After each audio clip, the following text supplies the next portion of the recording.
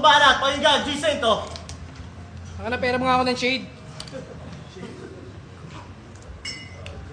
Ang ina, bigla ka nag-paid. Tang ina nito, laban sa maangas. Laban sa humble. Kamas ko daw si Matri. Kamas mo si Marmol. Round 3 game? Personalan na! Di ba ba? Di ba ka kay Sherry? Kakasar sa akin na choker. Nag-choke din sa tulig. Ganyan yung karma, babalik. Tawag dyan, G-Saint effect. Nag-choke ng round 1, 2, 3. Mukhang saktong-sakto yung turo ko.